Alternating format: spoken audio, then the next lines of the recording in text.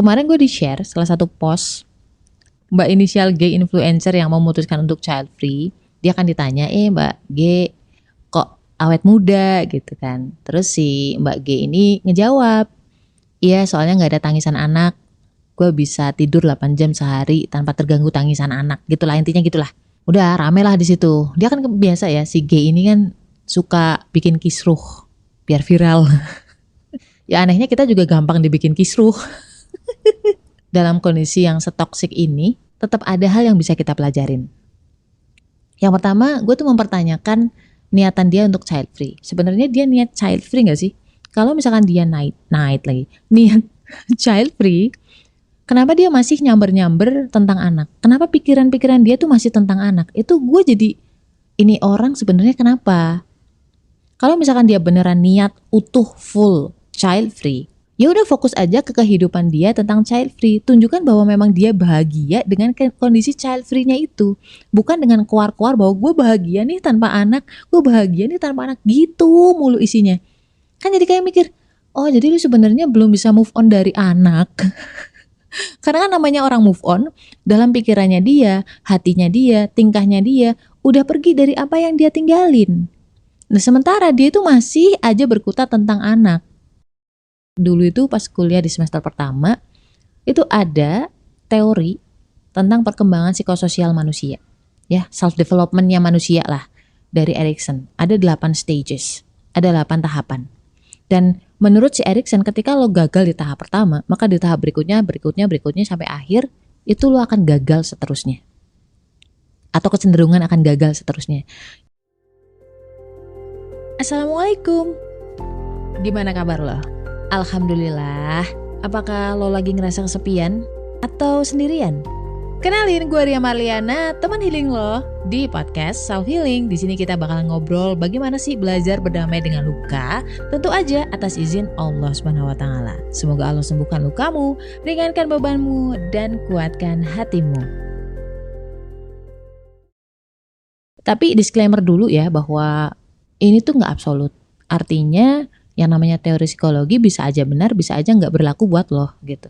Lu bayangin nih 2 anak masuk ke dalam game, si A dan juga si B. Nah, setiap level, kan ini ada 8 level. Setiap level itu ada rajanya gitu, ada tantangannya, ada krisisnya. Kalau lo bisa ngelewatin, lo berhasil untuk masuk ke tahap selanjutnya. Tapi kalau misalkan lu gagal di tahap ini, di tahap 1 misalkan atau level 1, nanti di level 2 kamu akan makin kesulitan. Gagal juga kemungkinannya. Ini level pertama, stage trust ya. Nah si A, anak ini tuh dibesarkan dengan kasih sayang, dikasih ASI, pokoknya halus lah.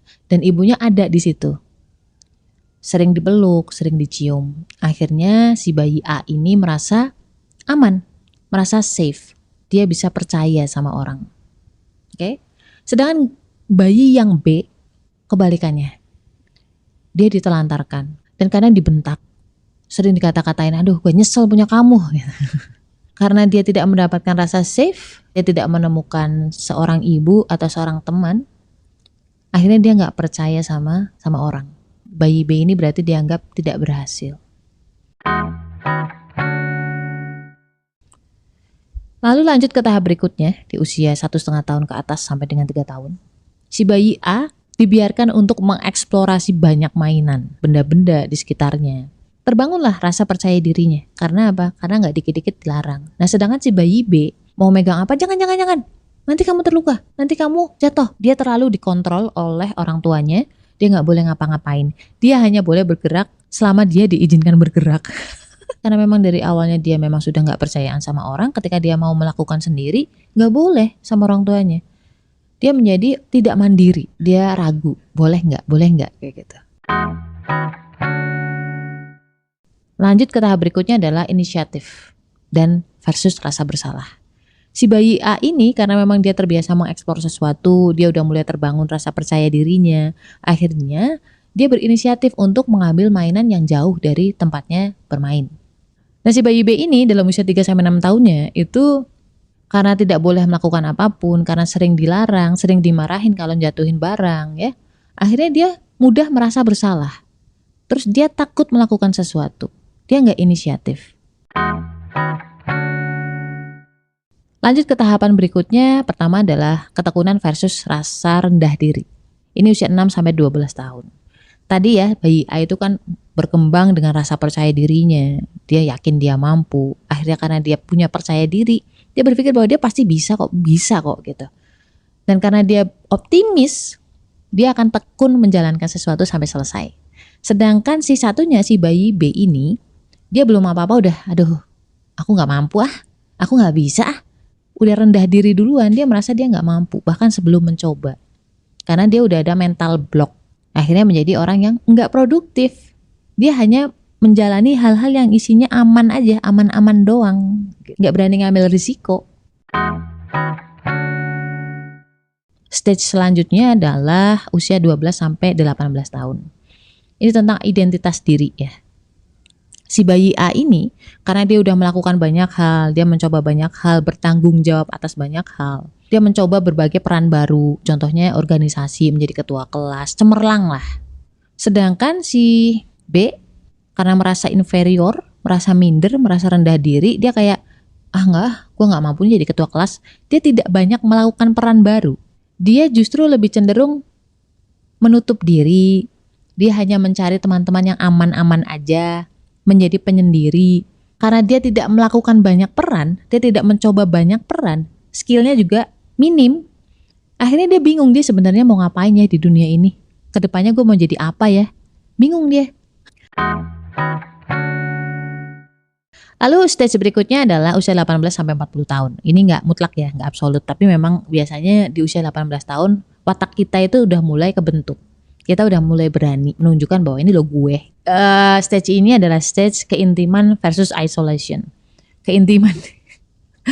Jangan mikir yang aneh-aneh dulu ya. Orang yang berhasil si bayi A ini kan karena dia pede, udah banyak peran yang dia coba, dia udah mempelajari banyak peran yang lain selain dari diri dia mulai mencari teman. Mencari teman gak cuma teman doang, tapi teman hidup yang punya satu visi yang sama. Sedangkan golongan darah B lagi. Sedangkan bayi lagi. Ini kan udah dewasa Mbak. Oh ya deng. Sedangkan si B, karena dia itu inferior, dia minder, dia merasa gak seberharga itu. Dia tidak merasa baik untuk memiliki pasangan, dia memutuskan untuk gak menikah. Bisa aja kan kayak gitu. Atau misalkan menikah pun ya udahlah seadanya aja, sedapatnya aja gitu. Tapi akhirnya ketika dia punya pasangan pun dia cenderung yang banyak hal yang dia gak setuju dari pasangannya, cuman dia pendem aja. Cuman dia simpan sendiri aja tanpa dikomunikasikan. Tahap berikutnya adalah generativitas versus stagnasi. Aduh, ngomong apa sih Mbak? Ya intinya gini lah. Ketika orang udah punya peran, terus dia punya pasangan, bahkan dia udah punya anak gitu ya. Kan si A ini akhirnya berpikir bahwa hidup itu gak cuma tentang dia. Tapi bagaimana cara dia memberikan makna atau value atau nilai atau kebermanfaatan kepada sekitarnya. Yaitu kepada lingkungannya, lingkungan kerja, termasuk nih lingkungan keluarganya. Termasuk anak. Mungkin mereka yang belum punya anak mulai berpikir bahwa, gue mau kasih value gak cuman ke anak orang lain nih. Gue mau pengen punya anak untuk memberikan value, memberikan dampak yang baik kepada anak gue, lalu anak gue bisa memberikan kontribusi kepada masyarakat. Ya, jadi berpikirnya tuh lebih bijak, lebih jauh si A. Sedangkan si B kebalikannya, karena dia sebenarnya orangnya kan minder ya, rendah diri, self love-nya atau self esteem-nya atau rasa berharganya tuh rendah. Memang dipupuk dari kecil seperti itu. Setiap stage dia selalu gagal. Dan di tahap ini dia pada titik di mana dia nggak mau meneruskan keturunan, dia lebih cenderung sendirian aja. Dia lebih cenderung selfish atau egois. Ya udahlah, ini gue udah nyaman kok seperti ini, ngapain ngambil resiko itu kayak gitu. Dan ada banyak orang seperti ini sekarang. Yang B ini gagal di tahap ini, akhirnya sebenarnya dia memupuk rasa kecewa dari masa-masa lalunya atau stage-stage sebelumnya. Dan itu menumbuhkan rasa egois. Biasanya dia lebih mengisolasi dirinya dari lingkungan. Isolasi itu gak cuma sekedar fisik ya, bahkan dari segi pemikiran, mindset itu akhirnya menjadi close minded. Bukan open minded, walaupun mulutnya ngomong open minded. Mobil angkot itu tetap akan menjadi angkot, tidak lantas menjadi berubah Pajero ketika lu keluar-keluar ditempelin tulisan Pajero sampai 100 biji, enggak. Oke, lanjut ke berikutnya. Ini tahap yang terakhir adalah reflection. Reflection itu biasanya di usia 65 tahun ke atas. Tapi again, orang itu bisa aja lebih dewasa, lebih dini. Artinya sebelum usia itu orang bisa merefleksi kok tentang dirinya. Di masa ini, orang itu sudah mulai menuai. Sudah mulai merefleksi dirinya sendiri. Dari masa lalu dia, stage-stage-nya dia. Kemungkinannya adalah integritas atau keputusasaan ya. Jadi orang yang berhasil si A ini, karena dia udah memiliki banyak peran, dia bisa bermanfaat gak cuma terhadap dirinya, tapi terhadap orang lain juga. Akhirnya si A ini merasa bersyukur lah. Dia menjadi orang yang lebih bijaksana. Dia merasa bahwa dia berharga. Sedangkan si B, karena dia tidak berani melakukan banyak hal, tidak berani melakukan sesuatu, skillnya juga nggak berkembang karena nggak pernah mencoba banyak peran ya. Usia 65 tahun dia akan mempertanyakan kayak, gue tuh hidup selama ini ngapain sih? Kok hidup gue percuma aja ya kayaknya? Kok gini-gini aja ya? Dan at the end dia menjadi orang yang sebenarnya penuh dengan penyesalan, putus asa. Karena dia pengen berubah, tapi usia udah 65 tahun dia merasa bahwa dia sudah tidak produktif lagi, terima nasib aja dah gitu. Menurut gua, goal dari ke-8 stage ini adalah rasa berharga lo, rasa kebermanfaatan lo, atau sebaliknya. Kamu akan merasa bahwa hidup lo itu percuma, bahwa sebenarnya lo ada di dunia atau gak ada di dunia sama aja, gak ada perannya, gak ada value, gak ngasih value apapun. Kalau di Islam, manusia yang paling baik adalah yang paling banyak manfaatnya. Pertanyaan selanjutnya adalah, Mbak, apakah memang ketika kita gagal di stage 2, 3, 4, apakah selanjutnya kita akan gagal seterusnya? Kalau menurut Erikson mungkin begitu. Lebih cenderung ke indikasi ya. Kalau psikologi kan kita nggak bisa memastikan. Tapi kalau gue, karena pegangan gue adalah psikologi Islam, Quran dan juga hadis, enggak kayak gitu. Allah yang maha membolak-balikan hati. Dan kepribadian manusia itu datangnya sebenarnya dari hati. Ada orang, cewek, ketika kecilnya sampai dia usia mungkin sampai 30 tahun, dia masih menjadi sosok seperti si anak B tadi. Tapi ketika dia punya anak, dapat ketiban durian punya anak. Bukannya direncana. Tapi justru ketika itu, Allah tolong dia. Allah membuat luka-lukanya di masa lalu itu sembuh. Masya Allah ya. Dengan perantara atau dengan sebab anak. Dan setelahnya dia menjadi sosok yang jauh lebih peduli sama sekitar. Dia nggak seenaknya sendiri, dia lebih cenderung kayak berpikir dulu sebelum melakukan sesuatu. Berpikir itu kan bukan hanya untuk dirinya, tapi bagaimana tanggapan lingkungan nantinya. Terus dia berpikir bagaimana dia bisa memberi manfaat ke orang lain. Dari kacamata gue tuh, dia menjadi sosok yang tidak seegois dulu. Itu beneran. Ketika gue tanya, kenapa sih lu sekarang berubah gitu? Dia jawabnya adalah, gue takut ketika gue masih seperti dulu, anak gue niru. Dan gue paling benci dengan orang-orang yang kayak gue di masa lalu gue. Gue gak mau anak gue tuh merasakan rasa gak nyaman, luka batin, luka jiwa seperti yang gue alamin dulu. Gue nanya lagi, lu bisa sebijak ini kayak sekarang, itu gimana sih awalnya gitu. Dia bilang ke gue, jujur ini bukan proses yang sebentar, tapi ketika gue baca Al-Quran, gue buka hadis, gue pelajari, gue ngaji lagi, ternyata di Al-Quran, di hadis itu banyak banget kalimat-kalimat yang membesarkan hati gue.